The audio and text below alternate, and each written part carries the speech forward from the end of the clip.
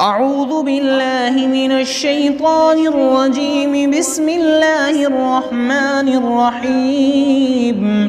يا أيها المزمل قم الليل إلا قليلا نصفه أو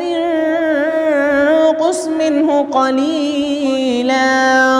أو زد عليه ورتل القرآن ترتيلا إنا سنلقي عليك قولا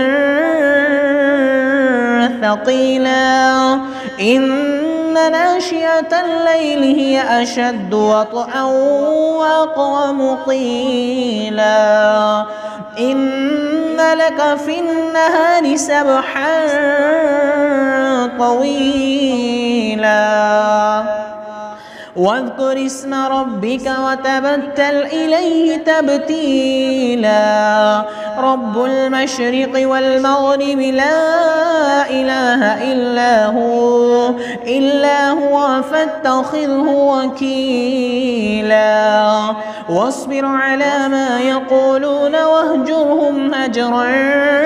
جميلا وذرني والمكذبين أولي النعمة ومهلهم قليلا إن لدينا أنكالا وجحيما وطعاما ذا غصة وعذابا أليما يوم ترجف الأرض والجبال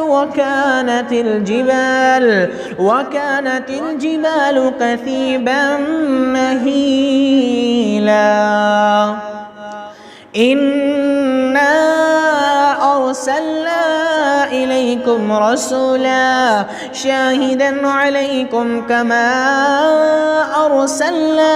إلى فرعون رسولا فعصى فرعون الرسول فأخذناه أخذا وبيلا فكيف تتقون إن كفرتم يوما يجعل الولدان شيبا السماء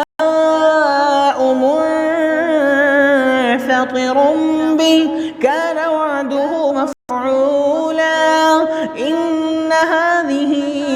تذكرة فمن شاء اتخذ إلى ربه سبيلا إن ربك يعلم أنك تقوم أدنى من ثلثي الليل ونصفه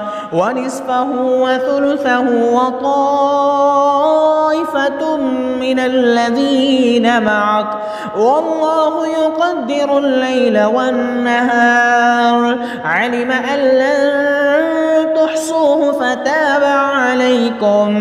عليكم فاقرؤوا ما تيسر من القرآن علم أن سيكون منكم مرضى وآخرون يضربون في الأرض يبتغون من فضل الله وآخرون يقاتلون في سبيل الله فاقرؤوا ما تيسر منه وأقيموا الصلاة وآتوا الزكاة وأقرضوا الله قرضا حسنا وما تقدموا لأنفسكم من خير